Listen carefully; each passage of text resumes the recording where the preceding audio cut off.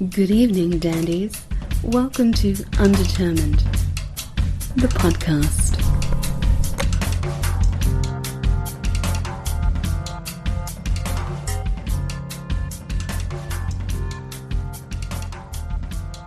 We're not upon the woodland. Thank you so much for joining us, man. I really appreciate it. I've been listening to you in some incarnation or another for a long, long time. Yeah, suffering me. No, not at all.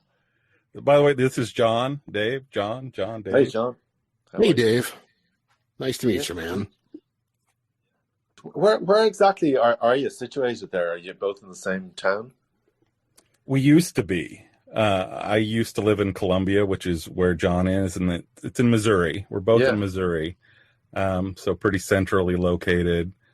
Columbia is about 2 hours east of me. I'm in Kansas City. Yeah. Wow. Good stuff. I remember stories from Kansas City already.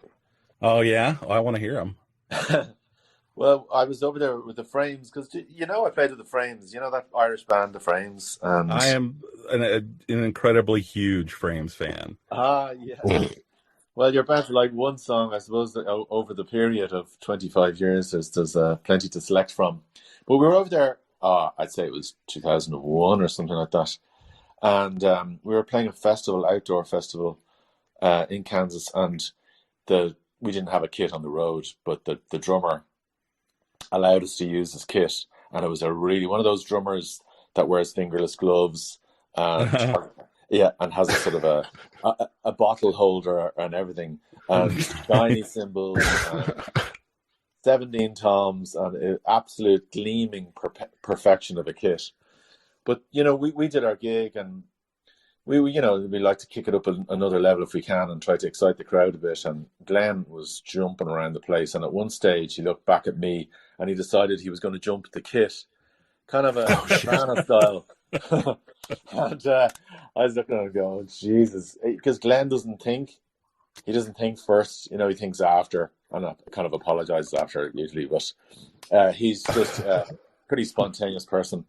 So he jumped onto the kit and was bashing his guitar and going crazy, and the kit was kind of falling apart. And your man was behind the stage. It was like a cage, because there was a cage between the backstage activity at the festival and the on stage where we were. Mm-hmm. And so all of a sudden he appeared out of nowhere and started rattling and banging on the cage like a huge mad gorilla. He was absolutely oh man, he was ferocious in his anger. Like, he was absolutely obsessed with his drum kit. And afterwards there was no offering of any money or apologizing would do. He was roaring, shouting at us forever, like, and I really think he must have ended up in a mental hospital or something, because I think his obsession with drums, much as I love drums, I'm not really a gearhead, I don't buy drum magazines and stuff, and I treat the drum kits that I have with terrible disrespect. They're all scratched and rusty and bits hanging off them and stuff, but I still love and care for them, but there's no way I want them behind glass or to be sort of kept in a place that's right, never get a spot of dust. So he was a bit precious, all right. But to be fair, like, it's not nice, something like that happening, Sure. I'm sure it's like driving a Ferrari out of a garage and then some kids jumping all over the bonnet and with a big hood.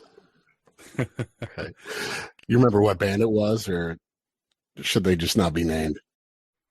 Yeah, no, I can't remember. I can't remember who it was. No. Oh, okay. Yeah. Somebody. Yeah. I don't know. They're fairly heavy outfit anyway. I remember that. I kind of appreciate someone that's not too prissy with their instrument, and just kind of, that doesn't mean you don't appreciate it. Look at Willie Nelson's guitar, or even Glenn's. He's got one that's just beat to shit. Yeah. I don't think he has one that's the acoustic one that's got a lot of holes in it. There's more holes than wood. Yeah, it's almost to a point whereby you're not sure where the sound hole is anymore. But I was in there rehearsing recently for a Sean Penn film. We were writing some music for that. Oh, nice. Yeah, I think Eddie Vedder was due to sing in it, and I didn't even follow up. I'm not sure what happened with the tracks, but I think there's a Glenn Eddie Vedder song there with some of us playing on it. So if you look up the latest Sean Penn movie, I don't even know if it's released yet. I should know, but I don't. Yeah. Maybe one of your listeners will give us the heads up. But I'm sure it must be out by now. But anyway, during that session in Glenn's house back last year, was it this time last year or something? But I poured coffee all over it. And I was a hot coffee, and I was just looking at the wood, and I was thinking, shit, there was nobody around. And it's one of those things. Do you ever get that situation whereby you're an honest person, but should you really say anything about this? Right. Am I going to cause more harm by saying something? Well, you're just about to start 5 days of jamming, writing, recording with someone that you haven't seen for a while. And to be honest with you, we fell out big time for a spell as well. So we have one of those relationships that could go wrong at any minute. Right. And yeah, so anyway, I did own up, and he looked kind of a bit pissed off, but I think the guitar was okay, but I haven't really seen it since, so I am a bit worried about it. I don't know if hot coffee can damage a guitar that's already full of holes. Yeah, I don't know. That's not something you could Google too easily, I'm sure, but I hope it's okay, because I know that was an absolutely precious guitar. You can imagine it's probably worth $1 million at this stage if you were to buy it on eBay, or Sotheby's more likely. Right. Imagine being the luthier handed that guitar to. I know, yeah, you'd be nervous. You're nervous there. You don't want that, though. I mean, I suppose like these things have priceless. They are, because they're sentimental and they mean so much to a songwriter who wrote so many great songs on it, you know. But, you know, I can't really say that the drums that have the same value for me. Because I love changing sound all the time, and I love borrowing drums, and like I was going to go into, there's this rehearsal room in Dublin that has the most awful, there's about 8 drum kits, and they've been there for about 20 years, and they're mostly Pearl exports, and they're absolutely in tatters, and they sound so horrible because they've lugs missing, or else they've got old heads that are tuned up about 50 times higher than they should be. Right. But they're so horrible sounding that they're great. They'd make great samples. So I want to go in there one day anyway and play lots of different rhythms on different drums. And I'm not interested in any of them that would sound normal or okay, or acceptable. I just want the things that sound absolutely terrible. Yeah, that's kind of awesome. And the concept reminded me of, you ever heard the song? It's a Tori Amos song called Bells for Her. No, but I'd love to hear it if it has cool drums. Yeah, check that out. Because they just totally like took an old piano and just fucked with it. Like just did all kinds of, put like cans between the strings and did all kinds of things. And it made like this really haunting kind of awesome sound. Yeah. And do you think she's responsible for that experimentalism, or was it the people? I think it was her and like her producer at the time. I think it was actually her boyfriend at the time. Maybe. Yeah. Great. But yeah, that's worth checking out. But yeah, the sounds thing that you've been doing and kind of experimenting with things and all that, you've done some pretty cool stuff with that recently. The Side Forward Collective has been, I've really been getting into that. Yeah, thanks. We're just listening back to myself and Anthony Gibney, who has worked in New York for a long time in Electric Lady Studios, is it? Yeah. And so he came back here, and he hadn't really started work yet. So I kind of made the most of that, and I said, do you want to record me playing drums for about 3 days, 3 old vintage kits? And he goes, yeah, great.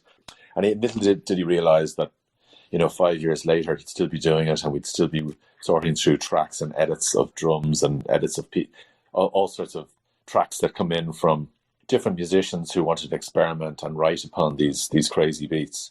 But he was great because he was encouraging me to play the drums through guitar pedals like flangers and wah-wahs and distortion pedals and stuff. And so between that and my natural nature for wanting to experiment anyway, we come up with sort of a couple of 100 different beats. But as I was saying, like the CD sample library, drum libraries that you can get out there are great. They're absolutely brilliant. And those drummers would be much more regimented and much kind of, I don't know, they have sort of a quality in their play, which I'm not necessarily interested. I'm more interested in the organic shape of it, and to allow people to mess around with the beats, and then for the whole project to be interactive as well. So for a start, the beats are experimental, and they might suggest a melody because there might already be some tones that suggest a melody to a songwriter, and then they kick off from there.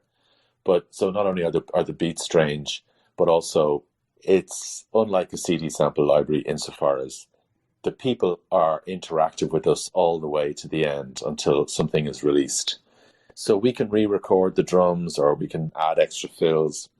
But the idea with side 4 anyway is that drums are the first point of writing.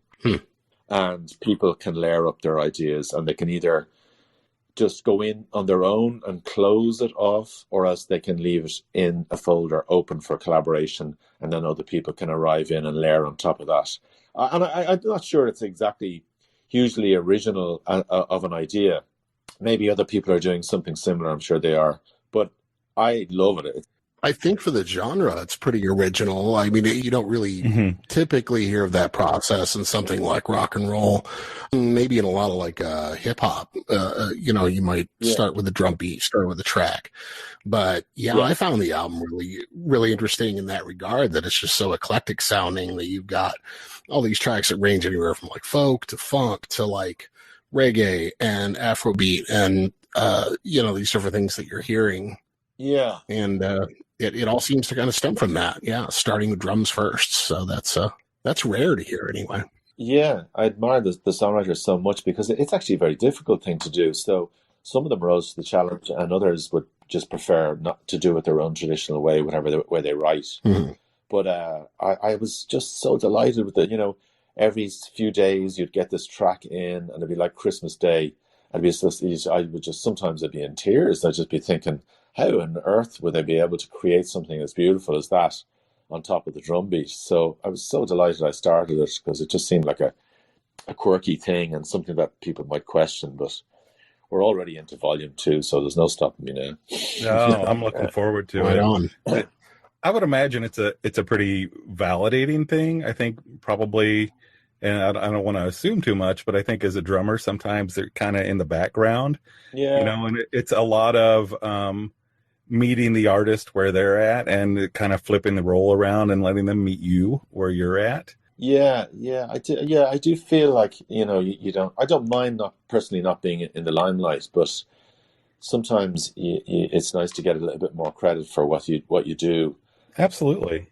And I know a lot of the drummers in the past, like James Brown's drummers, for example, Jebo Starks, Clyde Stubblefield, for example. They're two of his drummers, and I think they felt very peeved because of the lack of any sort of credit or financial gain when you consider how important the drum grooves are and how unique they are for the time for that genre of music. I mean, we owe so much to those drummers. Anything from drum and bass, rap, hip hop, breakbeat, all that stuff. Going back to the James Brown drummers, and I don't think they ever got a penny. And so that's a unique side of Side 4 project, is that maybe some of your listeners would know whether drummers have gotten songwriter royalties before. Now, I know you have bands like U2 and REM who just split everything. They've always done everything fairly, and so there's no argument. But in most situations, the songwriter royalty is split between lyrics and the melody, 50-50. Sure. And so the drummers, for their beat, a beat would never get any percent, not even 1%, not a look in, as far as I know. Sometimes a producer might get a few points, as it used to be called, but not a drummer, as far as I know. So I asked for 10% of the songwriting, because I felt like the beats really were a melodic part of the composition. And all the artists that I contacted were happy with that. One of them was very used to being 100% and had to ask his publisher. I think maybe Josh Ritter had to ask his publisher as well. Mm-hmm. But most people were happy to say they felt like, well, that I was working from scratch all the way to the end, and I wasn't really obviously making any money, and that if they made 90%, they didn't mind giving me 10%. So one of the artists, or a couple of the artists, asked me to up it to 20% for this volume, which I did. So it's now 80-20. So it's a lyric music split of 40-40, and then 20 for the drum composition, which, as I said, is the first point of writing. I think that's more than fair. Yeah, I suppose it is if it has inspired the idea, as opposed to the drum beat coming later. Right. And then, unless it's a special drum beat like 50 Ways to Leave Your Lover or something like that, where you feel like, this is so integral to the song, it deserves at least 20%. Right. But most drum beats come after the song is written, you'd imagine, anyway, in indie and rock and roll. But, if a beat starts a song, I do think it's kind of fair. Right. The implication being more on the 80%, like they're getting a pretty good deal still, I kind of feel. Yeah. Considering, none of it exists without that. Yeah, exactly. Yeah. It would have been stayed at zero. So I'd like to think that, it was the case with all those songs that those beats started, those tracks. But I do look back, the way everybody looks back at work that they've done, and they think, shit, I think I've made a mistake with that. And for me, with Volume 1, there's a lot of great songs, and I think there's something for everybody there, for sure. One or two songs that everybody will really like. Mm-hmm. But then it's too eclectic, I think. And so this time around, I don't know, I think I'll do it different. I mean, the first question we have to ask ourselves here, maybe, is the album dead? Mm-hmm. Should it be a record because I have all the songs and they're not quite mixed yet and they're not quite finished yet, and I'm making videos and everything, but I don't think that I should try to push together necessarily the tracks if they don't naturally fit. I don't want it to feel like a mixtape, or... Right. Right. You're looking for more of a unified sound anyway, or a sound that you can... Yeah, maybe that somebody can apply to and say that's a side 4 album. Would you say that? Or I don't know. Maybe it's just better. Maybe it's better as a set of 6 EPs or something like that, where the songs, 3 or 4 songs very much fit together, or maybe the same artist has 3 or 4 songs that are contributing, and that might work a bit better. And then maybe later down the line, it can become the second album, or some tracks from it could do that.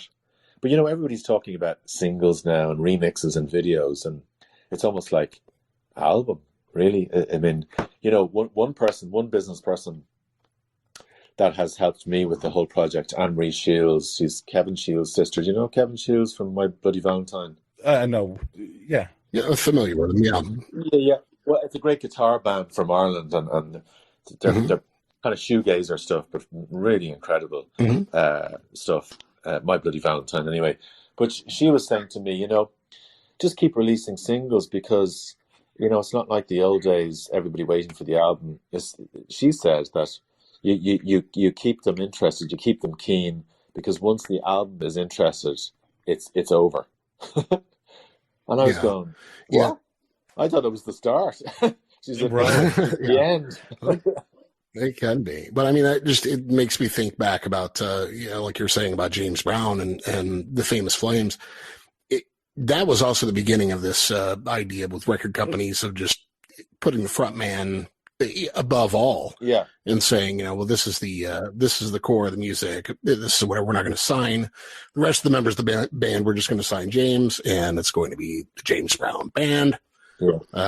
That's all there is to it. It was really a money saver in a lot of ways for them, just the way they didn't have to pay these 20-piece sets of dudes who were, cutting Motown records and everything else. They had huge lineups. Yes. Yeah.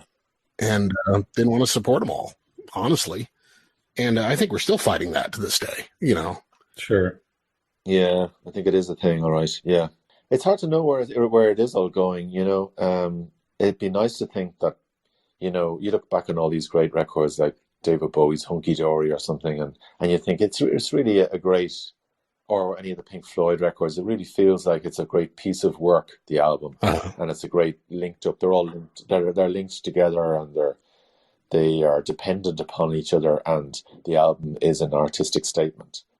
Mm-hmm. So not just a collection of songs. But yeah, I wonder, are we moving away from that just because people are so impatient? I mean, is our attention span gone from, what's the length of a record traditionally? 48 minutes for a single album to 3.5 minutes. Somebody was even joking recently saying, I don't know why they don't just, on the radio, just put a chorus, like 30 minutes. Or sorry, 30 seconds. Right. Or 40 seconds or something like that. And then, or a double chorus, and then just leave it at that. I mean, really? Do we have to listen to the verse? Right. It's like I can't remember what, like, dystopian future movie it was in, but like there was like a radio station that was nothing but like old jingles instead of songs. Oh, Jesus. Yeah. Oh, wow. Yeah, I mean, maybe it is. Maybe it will get reduced right down to 7 seconds, or maybe like Goldfish in the end, Well, that's even a thing too, like micro songs. I know like Brian Eno has gotten into that where, he did like Windows 95 or some version of that, the dun, dun, dun, dun, that's a whole song. Yeah. Right. I think that was composed by him. Wow, geez, I wonder officially how many notes does it have to be before you can call it a song? Yeah. Isn't there some artist, was it Philip Glass or somebody experimental who had a song and it was just silence? It was just him sitting at a piano in a concert hall, and you'd hear a bit of a foot movement or something now and again, but there's no notes played. Right. And it's just creaking of wood or something very occasionally. Yeah. And that was it. I don't know what I was trying to prove, that space is important, or patience is important, or I don't know what it was. But anyway, it was famous. Another interesting way of releasing a record was, didn't Beck release an album recently that wasn't an album? It was just, he was going back like 100 years ago, when instead of being able to buy a single, because it was pre-singles, pre-shellac, but people bought sheet music and with the lyrics on it. Right. So in the day, that was a single. It was like an A4 sheet with the piano notes and the melody notes and also the lyrics. And people would bring them into each other's houses and they would sing their version of it, or what they thought might have been intended. And therefore the song would travel around that way. Sometimes it would just go by ear to ear, from house to house, community to community. Sometimes the sheet paper would be there, sometimes it wasn't. Right. So the songs were traveling in that way before we had those recording devices. Get a lot of interesting different versions that way, I would imagine. Yeah, and I think Beck did that. He wrote an album of songs, and he just made available the sheet music, the lyrics and the melody, and then it was up to you to own it. I remember reading about this now that you're talking about that. Yeah, I think that's a pretty interesting idea. Yeah, and made me think about the Side 4 collective thing that I have, and maybe there's a way of starting these folders that I send an email. Like, it's just an email invite if any of your listeners are interested. If they're sort of reasonably experimental musician and or songwriter, and they want to get involved in a project like that, they're more than welcome. But you could put up a folder full of lyrics, and then get people to sort of take the lyrics and try and write a song or sing those lyrics, and then send it back to you. Yeah. And then release that. Release a whole load of different songs. Sure. With the same different lyrics. Yeah. Yeah, a lot of different possibilities there. So you could do that with lyrics. You could do it with different, instruments. Yeah. You could do it with concepts. Oh, you mean sort of give people a theme. Yeah. And come back to me with something. Yeah. Yeah, that's a really interesting idea. Right. Yeah, it reminds me of a story once of, reading that, like, Paul McCartney, I guess, when he was growing up and in his house, was sheet music for Golden Slumbers. And apparently it's like he was always reading that when he was a child before he could even read sheet music or understand any of it. But he memorized the lyrics and then eventually said, the song was always sitting on our piano. I don't know how it goes, but these are the words. And then wrote a song just based off of what he'd read all the time when he was a kid.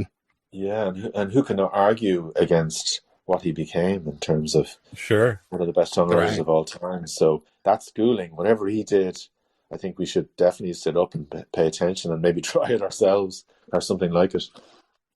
Right. Yeah, it's just a shame. Yeah, you're thinking of all the bands, everybody else who's had to, and going back to that, the front man selection by these record companies of how many bands had to defend everybody else, their bands, say, no, they're coming with me, or it's all of us or none of us sort of situations. How much music we would have missed out on if some of those guys wouldn't have stood up, Yeah, absolutely. It's true. It's true. Yeah. So I think it's going to have to start with the musicians in a lot of ways. It's going to have to start with the artist, especially since everything's being done so independently nowadays, Yeah. Everybody with their own studio setup. Yeah. Yeah. I wonder, do people think now, is it a bit like photography or something? Everybody has tons of photographs. Everybody can take photographs. Everyone is a photographer. Is it getting a bit like that with music, where even more so, there's so many musicians, so many people that can make music and are able to upload and provide music online at least, or get an audience, even if it's 1 or 100 people. Is it just absolutely a massive swamp or a forest of music now? Is it just out of control? Is there too much music? I think the cream still rises to the top. I agree. Yeah. I can make a decent steak. That doesn't make me a pit master. Yeah. Right. That doesn't mean I should open a restaurant. Yeah. Right. And I mean, yeah, it's another thing, just bringing up the point of photography and so, everyone's talking. I think I've got a good eye for images, but I don't care how easy cameras become to use. I suck at photography. I've faced that in my life. I'm pretty decent at, a few fine arts things, but photography's never been my jam. Yeah. Now, you, on the other hand, Dave, you've got a pretty solid collection. Yeah. Of your own with that. Yeah, I do. I do. And I think that was born out of some sort of creative frustration that I had when I was on the road myself. Like when I was traveling with Josh, I love Josh and the band, and we had great times on the road. And I think I used to drive them mad because I used to wander off and come back late for sound checks and stuff. And very un-American thing to do, very Irish thing to do, actually. So apart from driving them mad, it was my way of looking for a creative outlet. And it was a great way of keeping fit as well, just getting exercise, seeing cities for the first time, discovering them, and doing a lot of street photography. And if we were at a festival, then some music photography as well. And I wasn't that good, and I was self-taught. And I got a bit better and a bit better. But I had all that time. So I wasn't really into partying and getting drunk and all that kind of stuff. We'd go out the odd night, of course, but, Josh kind of was into writing because, he wrote a book, obviously. And he's an insanely talented. Prolific, yeah, writing stuff going. And he used to jog on the treadmill every hotel he could and go out and, constantly keep fit, constantly busy. He was inspiring in a way. So I got into the whole photography thing. But, it was born out of, I wouldn't say boredom, but I felt underutilized or something in the band. Mm-hmm. A lot of the drum beats that I would have played were fairly straightforward because Josh's songs have a beautiful simplicity, not lyrically necessarily, but musically. Right. So it made sense to kind of just play time most of the time. I grew up playing very experimental music with friends. So I had this goo, as we say in Ireland. Like if you really want a Guinness, you have a goo for a Guinness. I had a goo for wanting to create something for myself, something that was so satisfying. Right. So that's why photography arrived, because I felt like my drumming was kind of a little bit non-expressive at that point. Right, and I think photography, if it's done well, it does say something, right? You're telling a story, kind of like, Josh does. And he is an incredible storyteller. In just a few minutes, he can tell you some of the most amazing stories in his songs. And a good photograph does the same thing. Yeah, that's what you're taught by the greats, and that you're always, watching a photography program at the moment on BBC, and they have great tips, and they're always trying to encourage the photographer to sort of, go off and take something, take a photo and come back to me in an hour, but just don't make it necessarily pretty, just make me feel an emotion from it. Mm-hmm. So if it draws an emotion, or if it tells a story, or if it has a beautiful aesthetic quality to it, it's brilliant. It's priceless, and I think we can all appreciate it. But it just, like music, photography feels, it's a bit of a frustration for me, because it feels like it's hard to motivate myself every day with like walking out with the camera or setting up the drum kit, because I feel like there's already so much out there. Do they really need my offering as well? Right. You know, and I feel maybe it was harder in the old days to get music out because you had to get a record deal. You know, that was the big thing. Right. In order to be heard, unless you were doing local gigs and stuff and had a local fan base. It was pretty much that, you know, you got a record deal, or else that was it. You just pack your bags. But now, as you say, everybody can upload something, and they have a right to, and it's great. It's the same with photography. I love that everybody can take photographs now and express themselves that way, but it's just a wash. It's just completely chock-a-block with stuff. So it's very hard to get your head up and to be noticed. And I found that a little bit with the Side 4 stuff, whatever about the photography, is that I didn't have any support. And shamefully, I say that I didn't get any support from the government, the Irish government. Mm-hmm. I've tried many, many times to get arts grants from the government. And you would think, like the description of it, where, you know, you start something experimental with drum beats and you invite people in from all sorts of, as you say, eclectic people, experimental people, to make new music, completely fresh music. And you think that the government, if they're looking for something right to grant or to invest in, because I'm not interested in profit, I just want it to get a good platform and for people to be able to access it, you know. But they won't help. I mean, you tell me, isn't Canada famous for being really supportive of their artists, musical artists? Yeah, they really are. And I think that's awesome. I wish, man, I so much wish we here in the U.S. modeled it more like that. We're doing it wrong. Right, yeah. Here, we really are. Yeah. And it hurts me.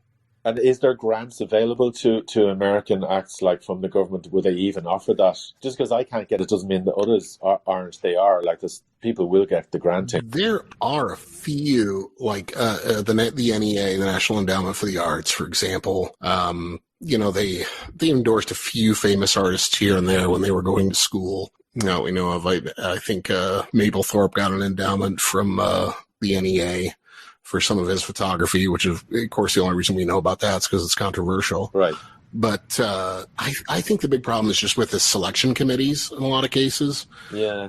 Who knows who these people are? And I think in a lot of cases, they'll just take the top 10 applicants that they have. And they'll say, oh, okay, well, does this meet our budget alignment? Yes, it does for the year. All right, let's cash out these 10 cats and move on. Yeah. On to the next thing. We got to have another, you know, gala and fundraiser event or whatever. It's so detached. Yeah.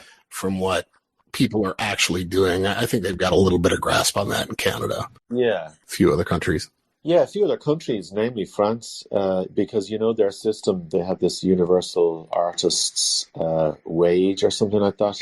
What they do is that once you have, I don't know if there's such a thing in America, I doubt it, but once you are able to say that you are doing 38 gigs per year, for example, I think they're called cachets in France. Mm.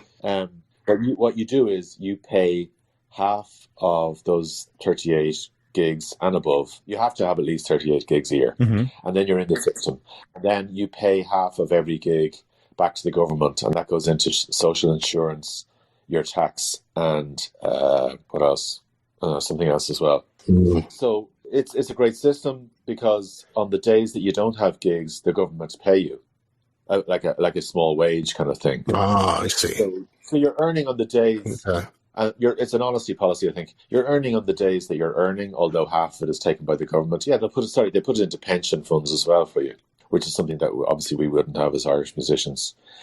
So they're kind of supporting you and they're protecting you actually in the long run of your life as a musician. And somebody might say, "Are you joking me? Give half my money to the government."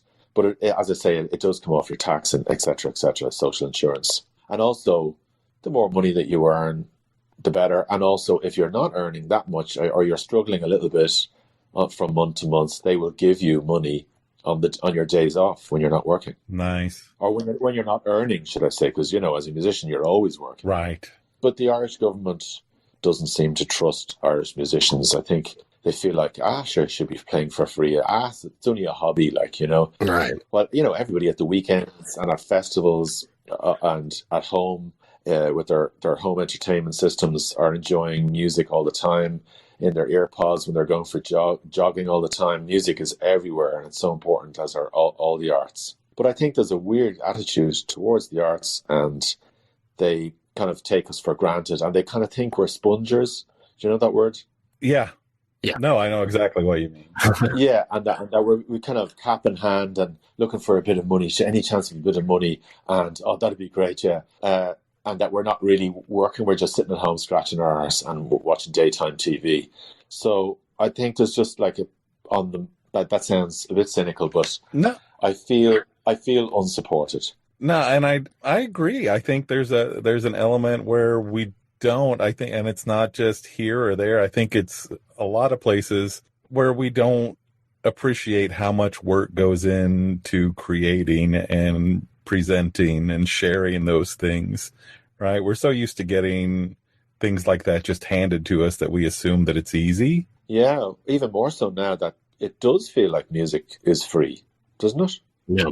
It really does. And yeah, I'm a hypocrite. You know, we talk about this almost every episode, it seems like. I enjoy Spotify for a lot of reasons. I feel bad about it too. Like I feel like such a jerk for using it, but at the same time, it has opened so many doors to different artists that I would not have discovered. Yeah, it's true. It's a lovely library of music. It's incredible, actually. It is. It's a great store of inspiration. Yeah. It's also mind-boggling to me how just in the last year, over the course of the pandemic, we've seen, you know, a depletion in film. We've seen a depletion in good art and good music, and everybody's clamoring for it. And they're saying, you know, where's all the good movies? You know, where's all the good albums? Where's all, you know, I want to go see a live show again. Yeah. You know, everybody's just chomping at the bit for it. Yeah.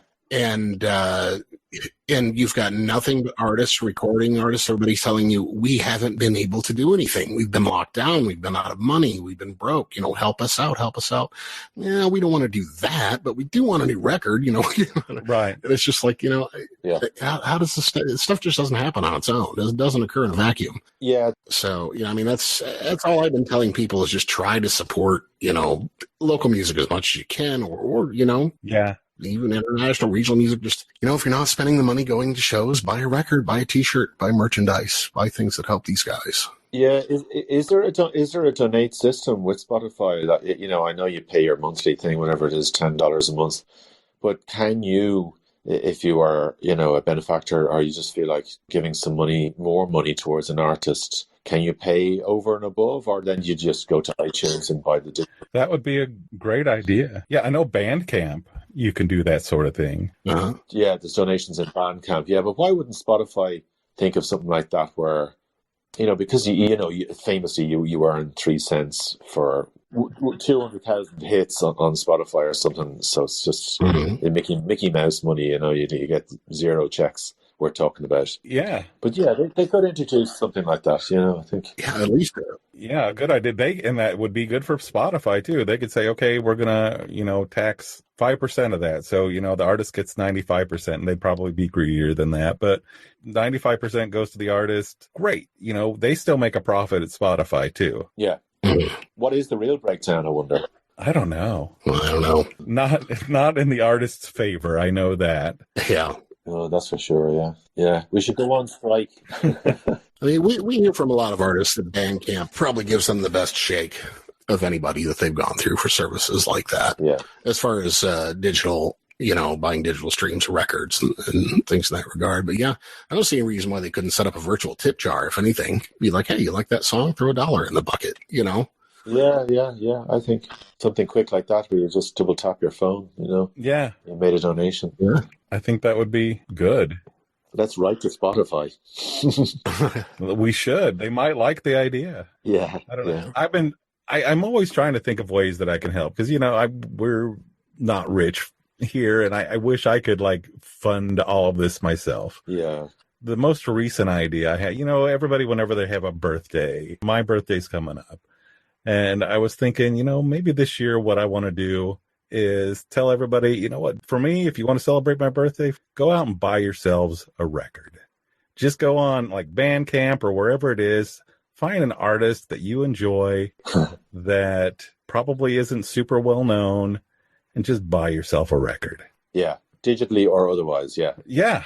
You mean for your birthday present? Yeah, that's my birthday present. Go out and buy yourself a record. Yeah, but you'd have to get some sort of proof. Right. I don't have to have any proof. If they do it, great. If they don't, great. I'm not expecting anything to come to me out of it. Yeah.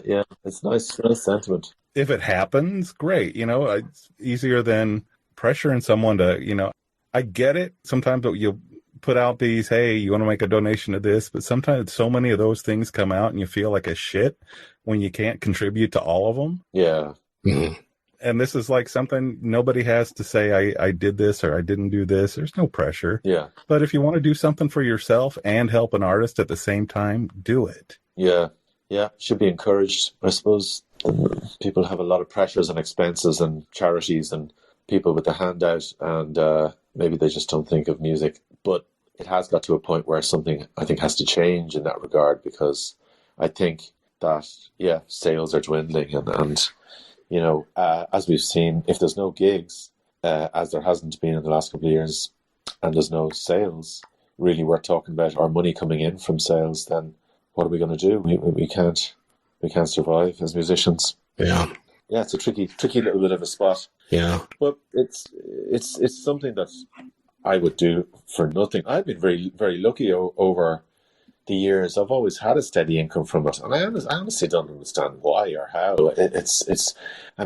I never know, like 3 months in advance, really, whether I'm going to have any money coming in. So some people, a friend of mine might work in a bank or something and just say, I don't know how you can do that. This is absolutely frightening, scary not to know, like the insecurity that would bring. Yeah.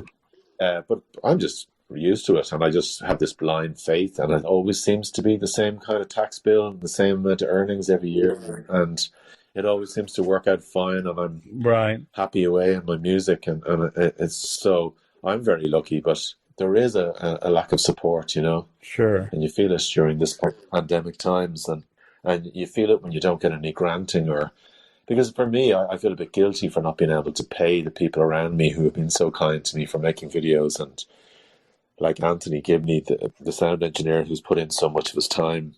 I want to be able to pay them, but I can't unless I get some granting or funding. Sure. We'll all move up to Canada, I think. Yeah, there you go. You've been teaching as well, haven't you? Yeah. Do you know that college, BIM? Yeah, you're our third guest who teaches there.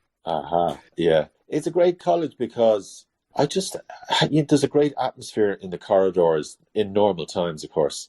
Just musicians buzzing. It's a hub, and it's a hub of people who are just excited to try and get into bands or to play with each other, and they're kind of hustling on the corridors, and they're learning new skills, and it's good. It's a big college, but it's not too big.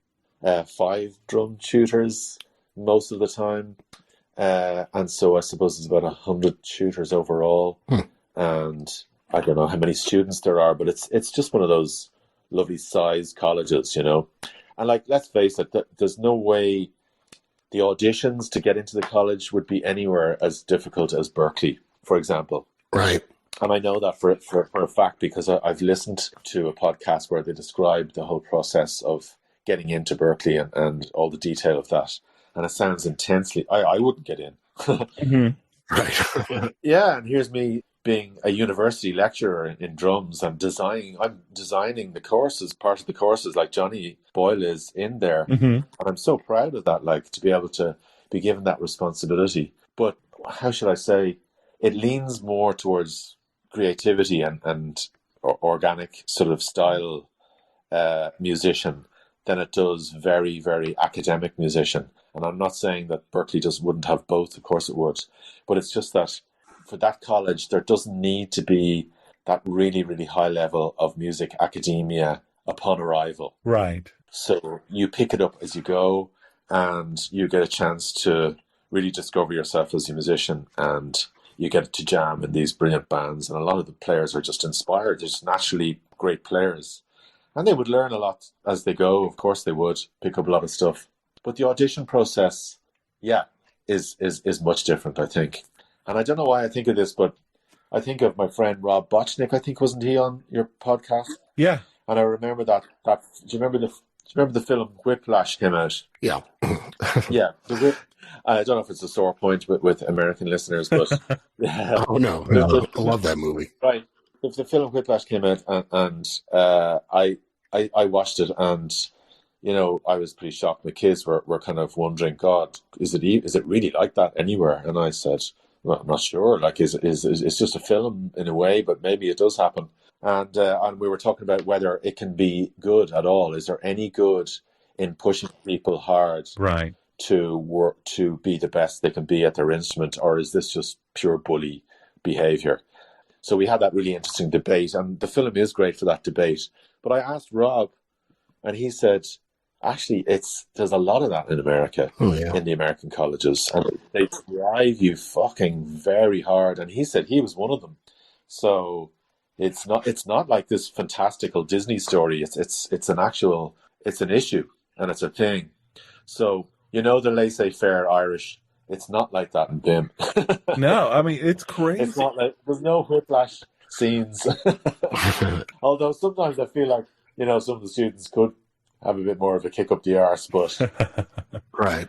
The world we live in today, I suppose it's everything is PC, and everybody is super protective, and everything is so litigious, and you can't even make a face at a student, and you're in deep trouble. It's gone too far that way. You have to be really careful. Have you had any students that, like, in particular, just really stuck out to you that, man, this kid's going somewhere?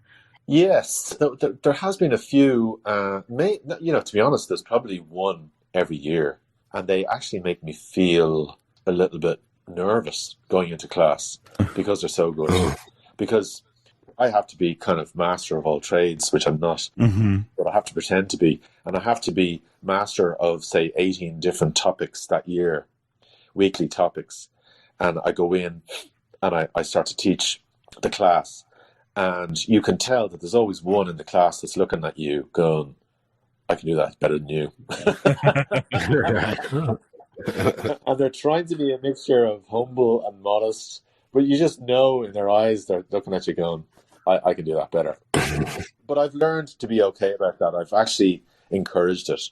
So I would say maybe to one of those students, come on up and play and show me your angle, show me your way of doing it and your sound and your feel.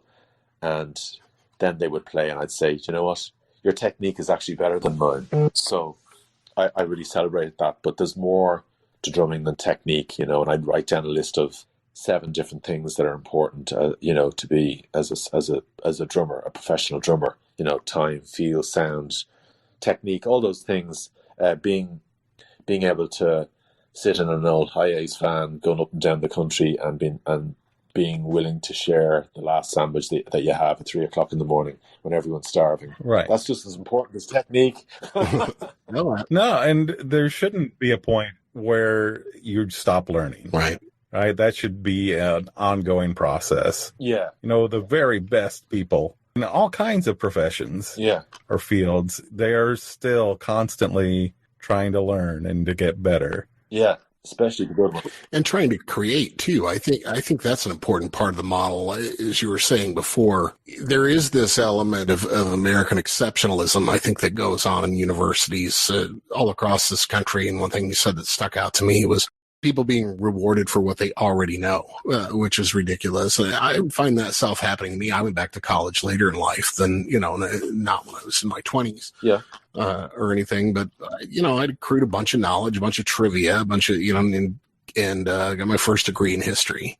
And I was surprised at how many classes I was walking out of with good marks because I already knew the content, Yeah. and could already write or bullshit my way through a paper that was 30 pages long. Yeah. And it's like, I thought I was supposed to be here to learn something. I thought I was supposed to be here not just to show what I know. And I think, like the old salon models that they had in France were, they were initially just to create, they were getting together these great minds in art and in music, everything else to create something to come out of those universities. Yeah. Now they're just paper mills. Yeah. And it's a shame. But yeah, that amount of militant discipline, it happens. It happens a lot. I'd say it's more of a problem with an individual professor in a lot of people's cases. I think when a lot of Americans watch that movie, everybody's got a professor, if they went to college, just say, yeah, I know that guy. Yeah. Yeah, I had that guy. Yeah. For sure. Yeah, one particular professor in the college as opposed to all of them or the whole college, yeah. Yeah. If you've been to college, you've had that professor at one point and just like, holy shit, there's just no pleasing them. Yeah, they can be tough. And for some students it works, and for others they could leave. They could leave the college, they could be devastated.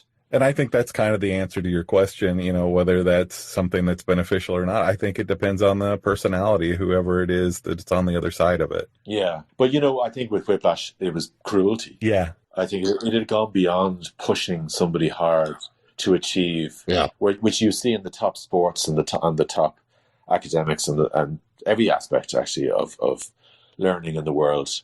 You see people and they push people hard. But in that case, there was cruelty, Yeah, and they try to shroud it in discipline. Yeah. But it's really just sadistic, Yeah. But, you have to create space. I think I like to leave room for the students and allow them to move around in the space, as opposed to just driving them hard and giving them the exercises and making them go over it again and over and over and over until they have it perfect, I'm not interested in that personally. I'm much more interested in what they can explore, what they take from the exercise and what's the next step, Right. Not the way they're playing the exercise from the book, but what they create from it. Right. So we have good times in there. It's a good college. Yeah. Actually, one thing I did get inspired by Berklee College was another drummer that worked with Josh, actually. Eric Platz is his name. But he told me that in Berklee there is occasion where maybe all the modules, not just drums, but they can go up and they can give you 3 or 5 notes on the blackboard and they can say, okay, you see these few notes that are on the blackboard. We're going to spend the next 8 weeks and we're going to build an empire of drums. We're going to build like a whole world of drumming out of these 5 notes. And we're going to go multi-genre and we're going to go multi-tempo and multi-subdivisional, multi-rudimental, everything. Style, technique. We're going to bring it to everywhere. And we're just going to give you a certain set of guidelines and then off you go. Is that true? Is that a myth about Berklee? Do they do that? I don't know, but I like it. Yeah. Yeah, because I was adopting that in BIM, and maybe I dreamt it, but I think it possibly is true. And again, some of your listeners might know. I'm not sure, but I thought it was absolutely inspiring. Because, okay, to be fair, the student's looking at the notes and he's going, well, I just don't know how to do that. So you have to give them the tools and you have to give them examples. But then you let them free. You set them on the journey themselves and they can go crazy in any direction. Mm-hmm. Well, and it's really not so different from what you're doing with side 4. Yeah, I suppose, yeah. Maybe, God, I didn't even think of that. Maybe there's a connect there between just providing something with a simple drum beat and then all the different possibilities. Right. All the different roads you can travel with that rhythm. Right. And it's great sometimes because a lot of people will pick the same rhythm and will write completely different pieces of music. It's very interesting. Huh. That was one thing I was curious about. If you had people, like if people were limited, like if somebody picked this beat, is that one just for that person or are other people allowed to work with that? Or yeah, they are, definitely. Yeah, the different possibilities that could come from one. We didn't really do that on the record, I don't think. It just so happened that most people did pick different beats. But for this record, it's a little bit different. There's been a couple of people who have picked, a good few people who have picked the same beats but written completely different songs. But even that's an interesting thing to give a music fan, maybe somebody who writes songs, but not even somebody who just loves music, that if they were told, you know what, this beat created 3 different songs, and here are the 3 different songs, and this is the EP. So the beat is current throughout the whole thing, but the songs arrive in their different keys and their different forms and arrangements and lyrics and melodies. Could be a good way to go, you know. When I have enough stuff that comes in, I can do that. We had John Murray on a few weeks ago. Oh, yeah. Great. And we kind of talked about some of that with him, or just having that you have to have boundaries, but within those boundaries, there's just infinite possibilities. Yeah, that's good. I mean, there has to be boundaries, but they can be loose. Right. That statement can be really misleading if you're not coming at it from the right perspective.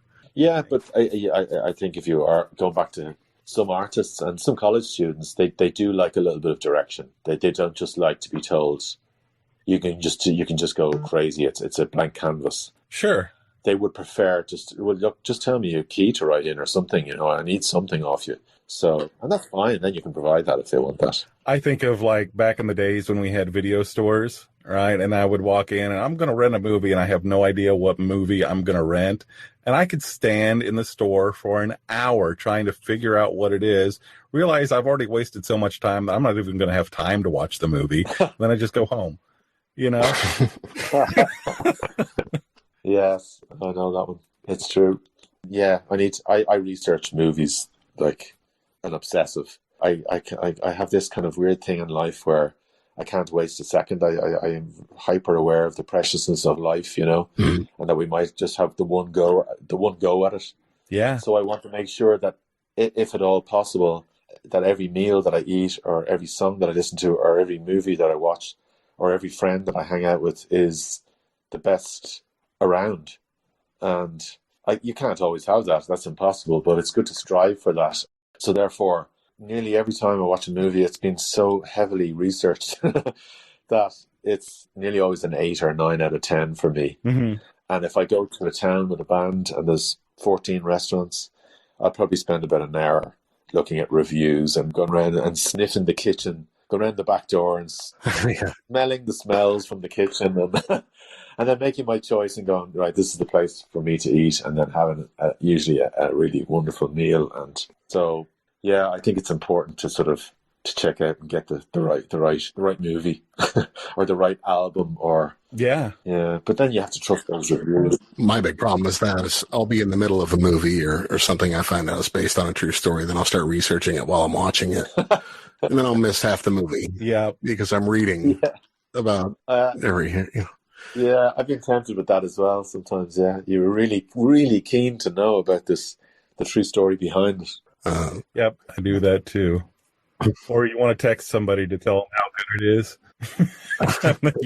Yeah. Oh my gosh, I'm watching the best movie, and then you totally start missing the movie because you're bragging about watching the movie. Yeah, right. That can happen. So when was the last time you were in the States? What were some of the last shows you were playing? I was over with a singer called Lisa Lamb. God, I'm trying to think when it was. It was 2 years ago, yeah. Mm-hmm. And I went over with Lisa Lamb and Carl Odlum. Mm-hmm. He's done a lot of production on Irish records over the years, and he was with Keela. Yeah. The band Keela. Yeah. We haven't even talked about them yet. Yeah. Yeah. And so Carl's great fun. Like, he's a hoot. And so we went over, and it was like a great holiday. And we went up to Harlem on Sunday to watch incredible gospel singing in the churches, and we walked on the L line, and lots of new things that I'd never done before in New York. Looked around for a few old clubs and restaurants that were not there anymore, because it's so full of flux and excitement. New York, it changes all the time. Yeah.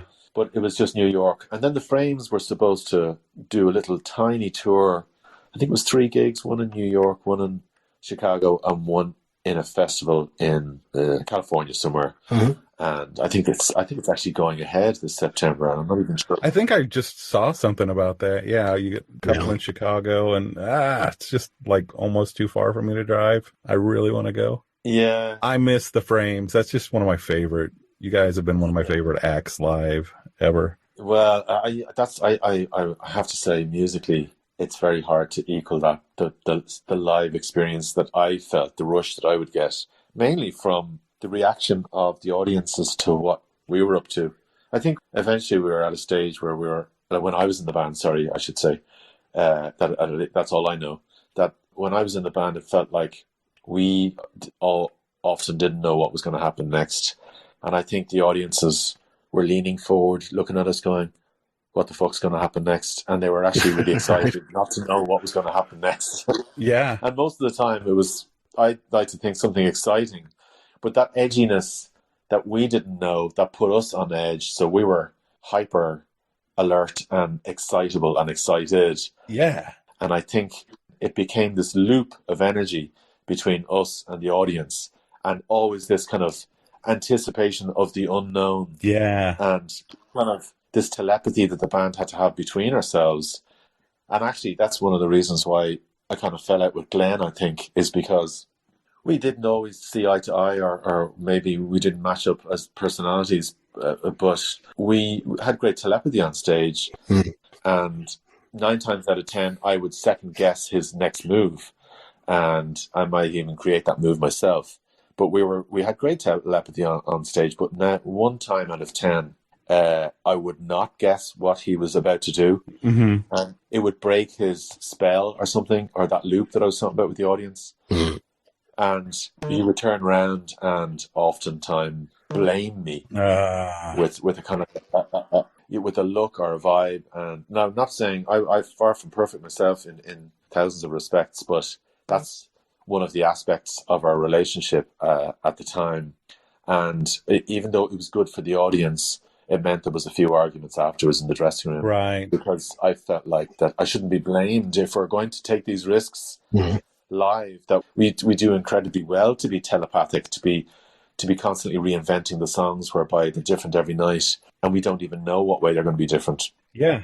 So we shouldn't beat ourselves up when it goes a little bit off the train tracks. And yeah, so I it was one of the reasons why we kind of fell out and parted ways back in, oh my God, way back whenever it was, 2004. But of course, we've done many projects since and are happy with it. Yeah. Well, that's good. And I do think the Frames, seriously, anybody that, if you have a chance to see the Frames, please go see them. It's really just an amazing show. And if you want to check out, and I'm pretty sure you were playing on Set List, right? Yeah. One of the best live records I have ever heard. It is just insanely good. Yeah. Do you mind if I ask you a question? Yeah. Do you think that it's, because I love the atmosphere from it, but do you think that it's too lo-fi? You know, the way it's almost out of control, and it's just almost distorted, and it's it's not like being at a classical concert. It's not like you can pick out the different, necessarily the individual detail of the instruments. It's like a beautiful mess. Yeah. But it's quite a lo-fi beautiful mess. You don't think it suffers at all from that?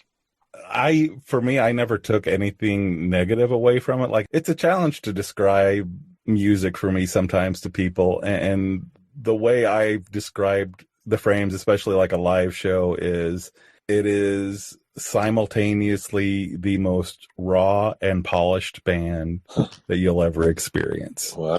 Right. And I think what you were kind of saying earlier kind of confirms that, right? That you guys are all in sync, but you're also, reaching for the chaos. Yeah. There's also this kind of idea in music that I've never cared for, that some people, I guess, believe that creating a good live album is making that album sound as close to a studio record as you can. And that you somehow pulled off something magical if you make a live album that sounds like a studio recording. So it's like, oh, we've beaten the beast or whatever, and we're one up on this because we made it sound like a studio album. And I don't think that's necessarily the case to make a good live record. Some of my favorite live records are different punk records, like All by the Descendants, I think, is one of my favorite all-time live records. And it's not highly polished or anything like that. I mean, it's a good mix. Yeah. But that's not what's important. What's important, I think, is capturing the performance. Yeah. Yeah. And if you can somehow get that performance through just an audio form without having to be there, experience it, see it visually, but you can capture something that's a performance versus what you hear on the studio cut, I think you've pulled something off there. Yeah, I agree, because I grew up falling in love with music because of live albums, on the most part, I think. Uh-huh. And it would have been Song Remains the Same by Led Zeppelin. Yeah. There you go. Yeah, good example. Yeah, and Thin Lizzy Live and Dangerous. There is a story attached to that, but with Song remains the same. I remember having heard the studio albums, and they were always really raw and, only a few takes kind of thing, and great energy in their studio albums even. But then I went to a friend. He was kind of an older friend, a guitar player, and two of us went in, and he said, you've heard a couple of Led Zeppelin albums, but listen to this. This is the live album. And he turned off the lights. He insisted that it was in complete darkness. Because that philosophy, if one of your senses is down or doesn't work at all, then the other four increase to compensate. Mm-hmm. So he wanted complete darkness. Mm-hmm. So as we experienced the whole of Led Zeppelin song is the same with our imaginations as well as our ears. Mm-hmm. And I have to say, it was just an incredible experience. Huh. So I agree with you. There's no point in trying to make a live album like a studio album, and vice versa. You feel some bands maybe try a bit too hard to try and make their album sound like their live gig, but they're two different things, really, aren't they? Yeah. Would we say that, or are we saying different things here? Like that the studio album can be one thing and the live record can be another way of listening to music almost. Yeah. Sure. And sometimes it especially like with Glenn, who's such a communicator with his audience. Yeah. Right, you get to hear a little bit more, and I've wondered about this. Maybe you can throw some light on it. He throws out some different stories for the same song occasionally, and I've always just kind of wondered how much of that is just him making up stuff, and how much of that maybe there are multiple stories that go into that song. I think he's from a family of storytellers, and I think that he learned that very young, that it doesn't necessarily matter if it's true or not. It's just if it's a good story, that's what matters. Mm-hmm. And I think that's a bit of an Irishism in general, Yeah. And I think so. Therefore, the stories evolve, and their truth gets skewed and misremembered, and they might adopt a new song as well from time to time. And I suppose what matters more is the story and the humor and the way it's presented, Right. than the accuracy or relevance to the song. But sure, like even the story, what happens when the heart just stops? Yeah. The story he tells about the dog leading into it, you're like have goosebumps by the time the song starts. I thought you were going to tell that story. Funny, that did jump into my head. Yeah, exactly. I remember that. But in a way, I preferred the story than the song. Well, that's a real drummer thing to say, because I wasn't playing on that song. So, but I have to say, like, Glenn is one of the funniest people I've ever met on stage. Like, he can be I could be choking with laughter, like it's a drum beat can fall apart if we're playing. Yeah. And he says something funny into the microphone when we're playing a song. Very hard to keep a beat because he has great sense of humor, and he's a really good storyteller. Like, the thing with storytellers or someone like Glenn is that he commands an audience. He's brilliant with an audience, but he always wants to have as many people as possible listening to his story. Like, I have been in his company before where I've asked him a question about something, and we'd be sitting there having a cup of coffee together, and he kind of would be monosyllabic about it. And then maybe that night he'd have a few beers and there'd be 15 people in a room and the same topic or question would be asked, and he'd go into this wonderful, big, spectacular, colourful story about the experience. So, he would wait at what I'm saying a lot of the time until he had an audience, and then he would give it everything that he had, He'd hold back his fire. And so I thought that was an interesting aspect of his personality that I picked up on. Yeah. Well, he's always been really generous with me in the encounters that I've had with him. Yeah. I've always appreciated, and remembered me. And that always, so that doesn't always happen. No, Jesus, I'm terrible at remembering names in particular. Absolutely awful, And it's very charming when it's very respectful actually to be able to remember. And I need to try a bit harder because it's very, very important. It makes somebody feel great. Oh yeah, I mean, he won me over. Yeah. With that, and I don't think I've told this part of the story, but like the first time I met him was in Lawrence, Kansas, and actually, so you were with Josh Ritter, but I think on this tour, like Josh was opening for the Frames in Lawrence, but I thought it was just him at this show. There might have been a couple of shows where Josh supported the Frames on his own as opposed to with the full band. Yeah. Yeah. Because I don't remember you being there, so it would have been Johnny, I think, playing drums at that time. Johnny playing with the Frames, yeah. And well, there was a tour when Josh Ritter supported the Frames. Is that what you mean? Yeah. Yeah, well, yeah. Because when I finished with the Frames, the job with Josh came along almost immediately. And I was delighted. So I went over to the States a couple of times. We did some gigs. But then after about a year of being in the band, I was over and we were rehearsing for something. And the manager came along and said, listen, guys, we have a tour. It's pretty exciting. It's going to be all around America. And it's going to be fairly fancy and decent venues. And it's brilliant news, except there's somebody in the band here that mightn't be too happy about it. When they hear the name of the band, and we're all looking at each other going, what's he talking about? And then he said, the band that you, Josh, and the guy, and the lads are supporting are the Frames. Yeah. Yeah, and I looked at the manager, Josh's manager, and I said, no way. I mean, there's there must be a million bands in America, and they're not even American. Right. So how is this cannot be possible. Please don't do this to me. Yeah. Because there was something about, because we fell out so badly, myself and Glenn, it just felt like it was too soon and it was too sore. And I just thought, fuck, I just really, sorry for cursing, but I really didn't want that at that time. Yeah, no, that would be hard. I was in shock for a couple of days and I thought, God, I mean, I have to do this, don't I? To myself. Yeah. And this is a weird parallel, but I remember like being in college and having a horrible breakup with my girlfriend, and her best friend lived next door to me. Like in the apartment, literally we shared a wall, so I would hear her come over all the time, and it was just like it fucking destroyed me. Jesus. Right? I couldn't get away from it. I just needed time to heal, and there that was. So I kind of imagine that would be sort of a parallel. Yeah, it felt a bit that way.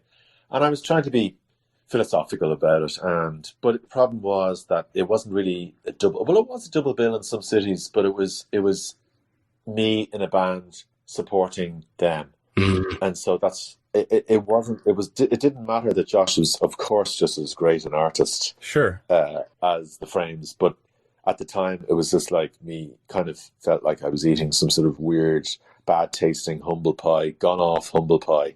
But, it was great fun. It was a great tour. And, I just went back into my camera. Yeah. And took probably some of my favourite photos on that tour. Well, that's where I really became a Josh Ritter fan. And Glenn was actually kind of instrumental in getting him going, wasn't he? Yeah, he certainly was in Ireland because, fresh-faced Josh came over and with his acoustic guitar and supported the Frames, and we were always trying to give bands a leg up in Ireland as often as we could and get singers to jump up, people like Damon Rice and David Kitt and all these, Paddy Casey, all these great artists, Paul Noonan from Bellix One. Yeah. And they'd all at various stages jump up and so if we could help them by them having a big audience and then slowly but surely they could build their audience in Ireland, and that was great. It was part of our raison d'etre. We were really happy with being able to help other bands, even though that we weren't that famous ourselves. And to be fair, it was mainly part of Glenn's philosophy, so all credit to him. He pushed for that a lot and would encourage these people to jump up on stage. So Josh got his leg up, so to speak, from Glenn in Ireland and from the Frames. Yeah. But in America, I'm not sure what way it went. I can say for me, I didn't know who Josh was until he was opening. Yeah, that's ironic. So maybe it happened a bit in America as well, because I would have thought that there were, when I was joining Josh, I presume they were kind of equal billing for an American venue, but we were. It felt like we were supporting them. Yeah. So it probably was the case that Josh's audience increased twofold due to the Frames tour. Yeah, I would say probably happened that way. Yeah. Well, I'm a huge Josh Ritter, and I would love to have him on sometime. Yeah. He's trying to stay busy, I'm sure. And things are getting much busier here in the States anyway for shows. So, yeah. Things are really kicking off. I'm getting invites left and right to different shows and things that are coming up. Yeah. It's almost overwhelming just with that much time of having nothing going on. Well, tell me, in America, so the gigs are back in every state. They're coming back, yeah. They are. I went to my first gig over the weekend. Jesus. And was it normal, like, capacity, and was it just like the old days? In Kansas City, we have First Fridays, which is just kind of like a art day, the first Friday of every month.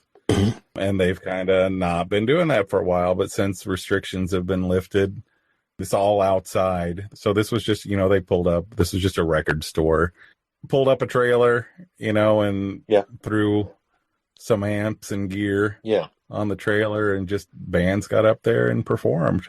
Outdoors. Let the crowd gather. Mm-hmm. Yeah. But indoor paid gigs, are they happening in every state? I don't know if they're happening in every state. I know they're happening California, Texas. They're happening here. Yeah.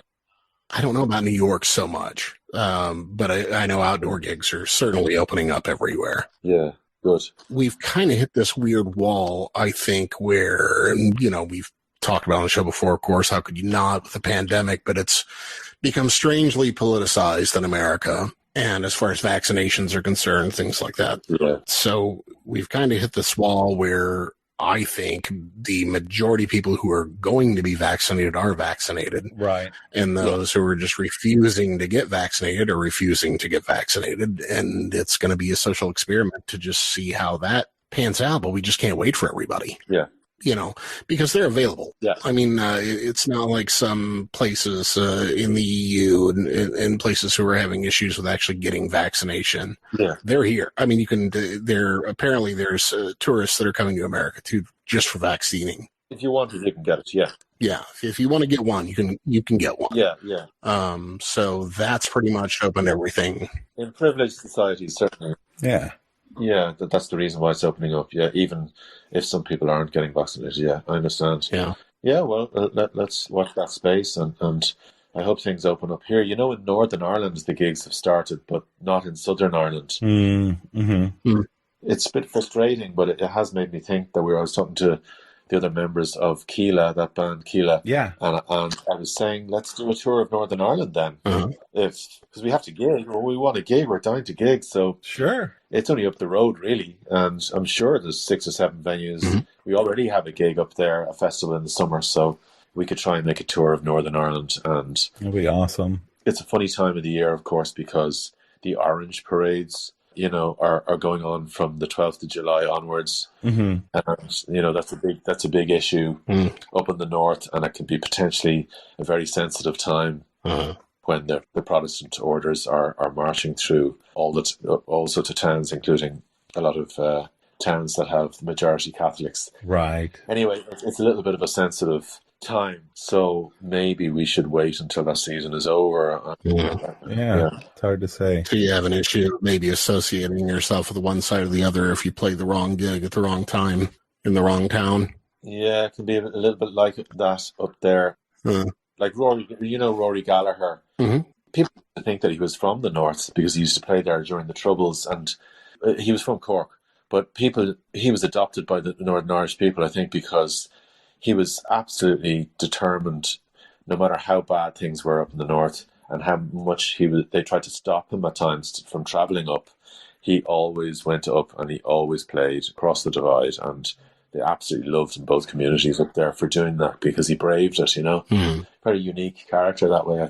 Yeah. So thankfully it's more peaceful times now, but you still have to be careful. Sure. When you go, where you go, and what you say and what you do. And we would be full of respect, but we'd love to go up and play up there, and to both communities and to every community who wants to hear us. So, we might put that plan into action.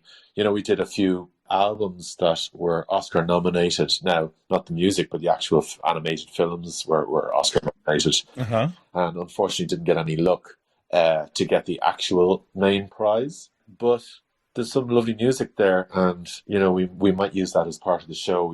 There's a film called Wolf Walkers. That's awesome. Yeah, and we were part responsible for the music for Wolf Walkers, and we might include that as part of touring. Yeah, we'll see how we go. Awesome. Yeah, that'll be interesting. Yeah, I just started reading on that a little while earlier today and didn't get a chance to get into it, but wanted to watch that film too. Looked interesting.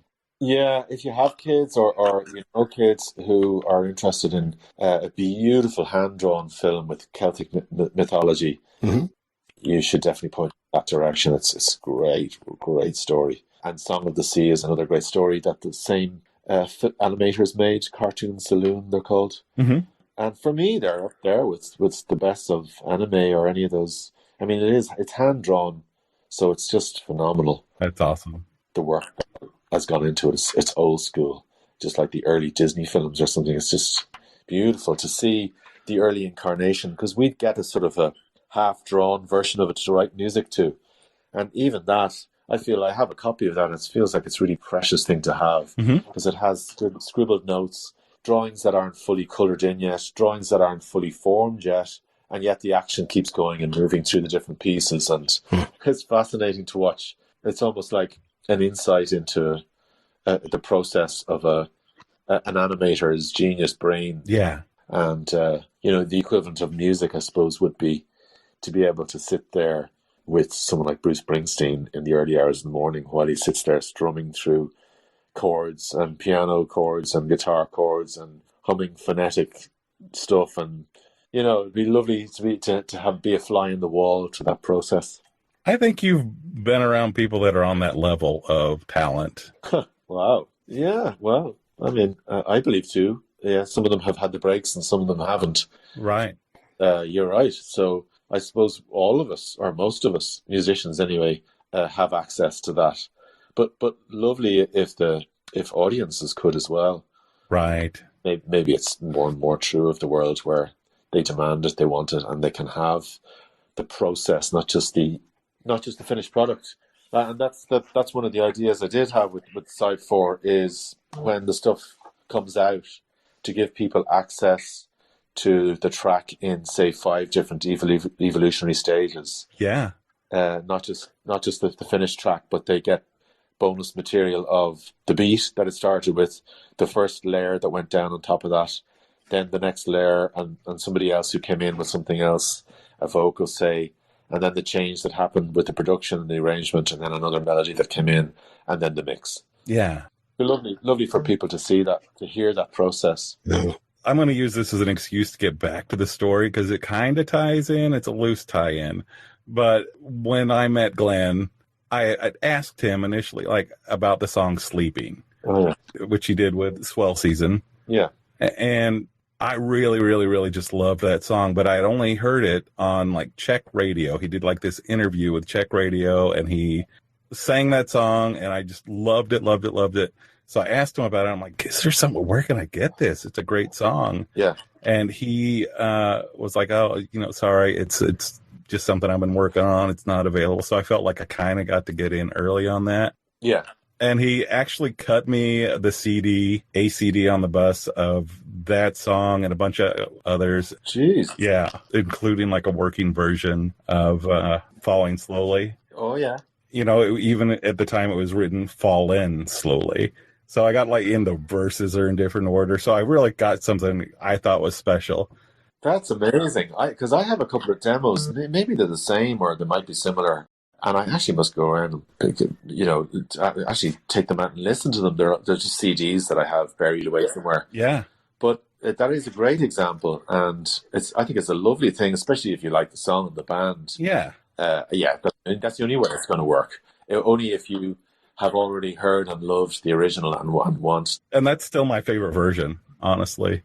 But I met him years later, and he remembered me, and he was like, "Oh yeah, you liked the song Sleeping." That was kind of the night I decided to go ahead and release that song. Yeah. So that just kind of blew my mind. That's lovely. Yeah, to feel that you were part of the encouragement of him to do that. Yeah. Great. Lifelong fan after that. There was no way back. You're part of the story now. Yeah. Yeah, and then once broke out right after that. Yeah. It was crazy. Yeah, great. Bug you about one more thing, because I talked to Rob a week or so ago. Yeah. And he asked me to bring up Juarez, Mexico. Oh, Jesus Christ. Yeah. Thanks, Rob. We can edit it out if you don't want to go there.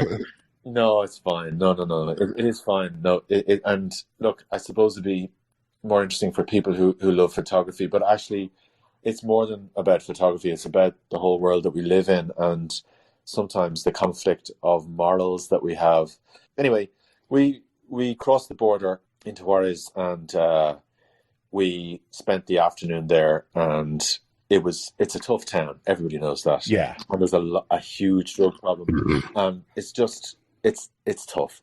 And tough. But it was great to experience. And I felt very privileged to be in there. It's my only time I put the foot over into Mexico. And I've always wanted to go back because of that experience, no matter how tough and rough it was around the edges, around the seams. But we met cool people in the town. But on the way back out, we were queuing up to get back through that long line, the famous border. The border, yeah. Yeah. Yeah, that's there, that everybody knows. It's a famous spot. But this person started walking towards us like a zombie. It was a kind of a young woman who was obviously in a really bad shape, like as a junkie. And she was walking towards the car, and so I was in that sort of mode of taking photographs of almost anything and everything that I thought, because I'd seen so many photojournalists that I admired, and I always wondered about the dilemma actually that they had, whether they should take a photo or whether they should be helping that person. Right. But anyway, I took a photo of that person, and then she came knocking on the window, and people were going, "Oh fuck, she needs something that we don't have, and what are we going to do here?" Right. And Cullum, the fiddle player in the frames, turned around at me and he said, "Why did you do that?" And I said, "Well, I'm a budding photographer and I love taking photographs. So whether it's a flower or a building or a person who's in the full of joys or somebody who's in the depths of despair, I feel like I want to explore every avenue and maybe document it so as people can learn about the plight of these people and to know what it's really like there." And he goes, "No," he said, "that was wrong what you did. It's not right, because your first instinct should be to try and help them. And what you did was you just brought their attention over to us, and we feel now obliged in some way to help them. We can't help them, and it's become a little bit uncomfortable here for us. You should not have taken a photograph of that person." So I think that's what Rob was talking about. And myself and Cullum did not agree and did not really meet eye to eye. I have a funny feeling that afterwards that Cullum probably thought about my perspective and vice versa, because I remember a couple of years later, I was traveling with Josh. I don't know where we were. Actually, I think we were in Dakota, South Dakota. And we were driving along with our U-Haul and our bus, and we came up towards this horrific scene where a big, huge tanker, I think, had toppled over and had crashed into a train, and exploded at a level crossing. Oh, wow. And we had stopped, maybe 2 or 3 cars were there. So it had just happened, really. And I was sitting there with my camera on my lap, and I've never seen anything so spectacular in all my life and so frightening at the same time. And the emergency services hadn't even arrived. And part of me thought, should I be taking this photograph? And then Cullum's voice arrived. Right. And I just sat tight, and I just thought, no. And we all kind of got out of the bus, and we didn't know what to do. And somebody had called, obviously, the emergency services, so they were on the way. And so we just sat it out. We were kind of in shock a little bit. But it changed my tune a little bit, that conversation with Cullum. But I know it's a dilemma that's ongoing for some photographers, and you don't always know what to do. Another time, sorry, but these are hopefully interesting enough stories. No. But another time I was in New York, and I was taking a picture of this couple who are fine dining in, what was it, Tompkins Square or somewhere like that.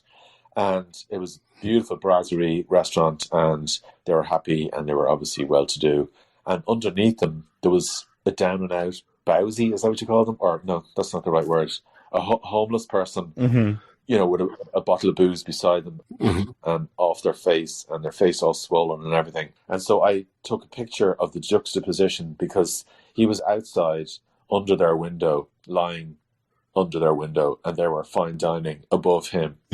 And I thought, this is an amazing story. It's an amazing photograph. And I took the photograph, and this woman came over to me and said, that is disgusting what you've just done. And I said, excuse me? And she said, you just think it's okay to take a picture of someone who's suffering like that? And I said, and I tried to explain the photograph. I said, well, actually, what I was trying to do is show the huge gulf between the two people living or being in the same square in New York, you know? Mm-hmm. And I said, I'm sorry if I've offended you. And, you know, I would go over and help that man if I could. But, and she said, oh, listen, you're just talk. You're not going to help him. You know, you just want to take advantage of him by, you know, getting your photo and selling your photograph instead of helping him. It's absolutely disgusting what you're doing. Mm-hmm. And she just stormed off. And I was just left there standing with my camera, photograph. The scene was still in front of me, and her words were ringing in my ears, you know? Yeah. She made me feel shit, like really shit. Yeah. And yet I just thought, well, no, like, I mean, I was okay with taking that photograph, you know? I still have that photograph. Yeah. You didn't create the situation. I didn't create the situation. Yeah, exactly. You're just capturing the situation. It's, you know. Yeah. The only thing I didn't do, which I should have done, is gone over.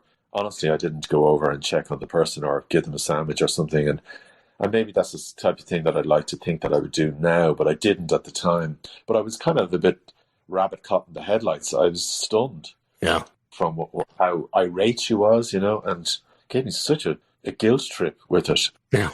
Well, and I think sometimes when something hits you like that, it's really hard to stop and think about all of the different things that can be associated with it. Yeah. Right? I see a story. It's a very compelling story. My nature is to share compelling stories. That's first instinct. Yeah. Now, whether it's right or wrong, and I think you can make an argument either way. Yeah. You're not going to always stop and have time to think about, okay, this story isn't going to last forever. I have to document it while it's there. And also, I think if somebody is just about to walk in front of a car and you see it's just about to happen and they're distracted by something, you're not going to take a picture of the accident. Right. You're going to reach out your arm and pull the person back out, you know. Right. I mean, I wouldn't go that far. It's not like that at all. Right. But I think you just have to try and get a measure of it yourself and do what you think is best. Right.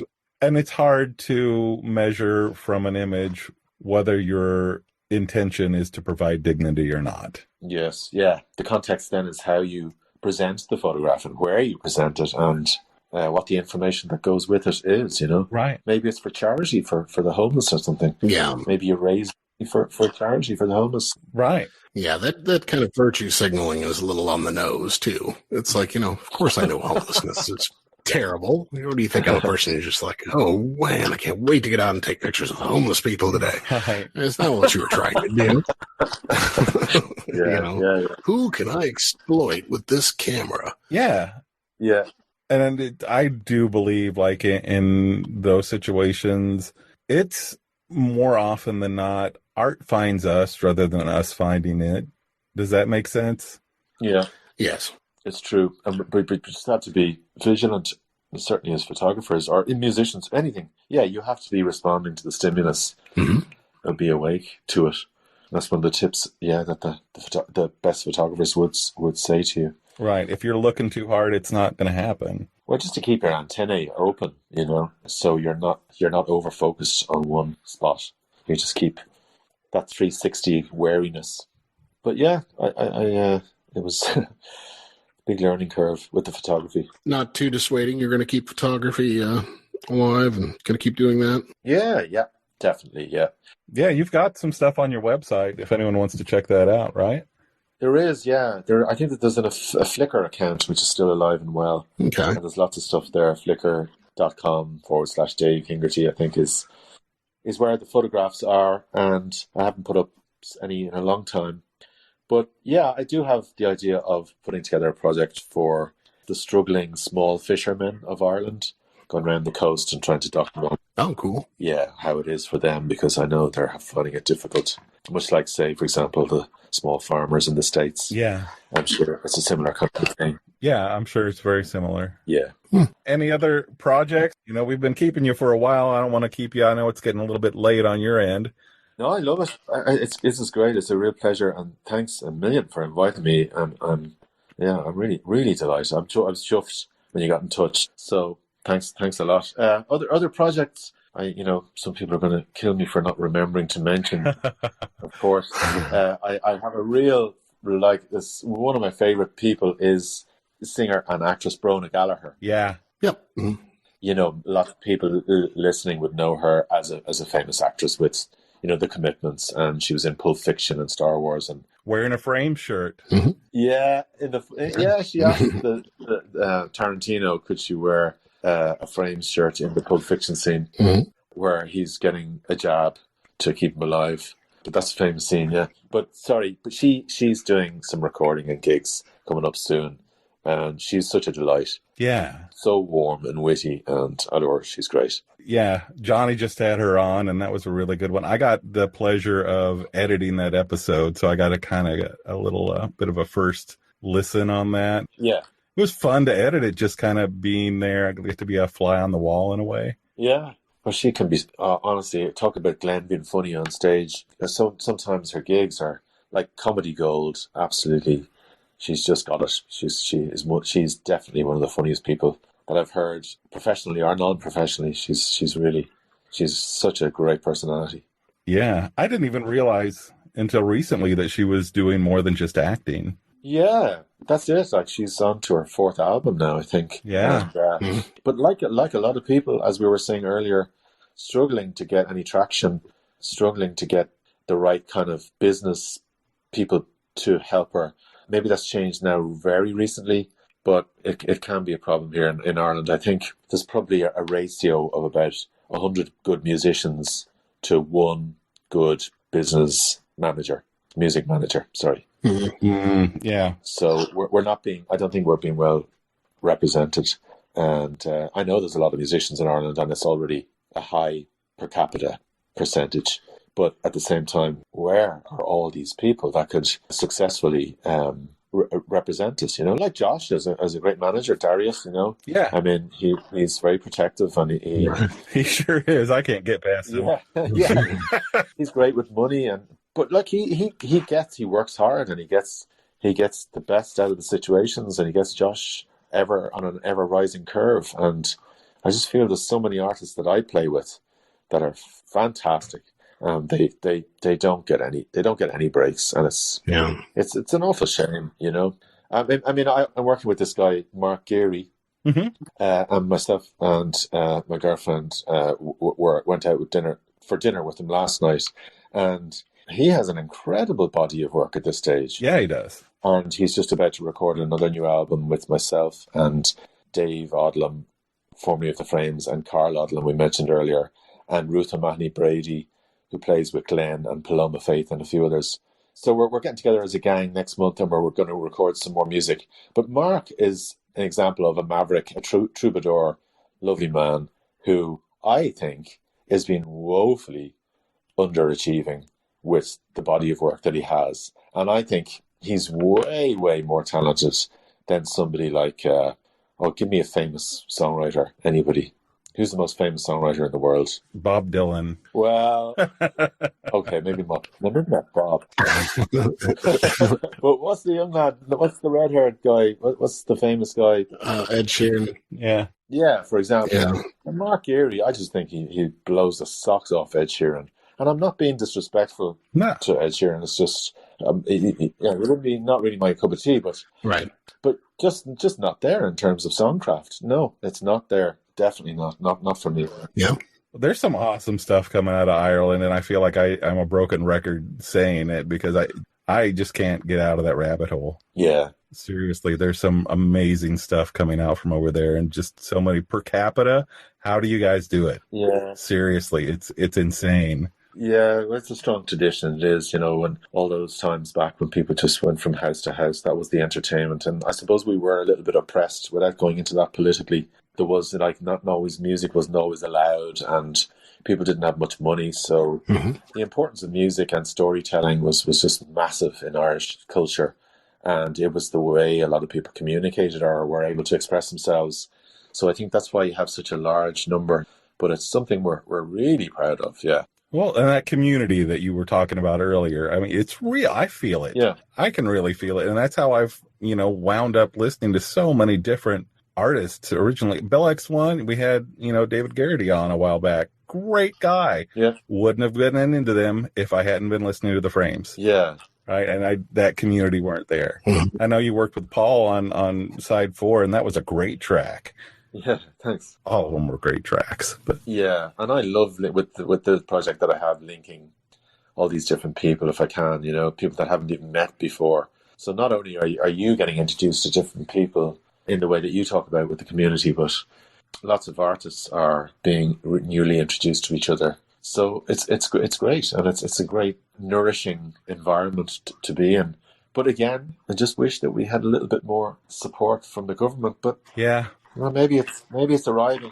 You hear rumors and you hear clips in the news saying that there is support on the way, but I want to see proof.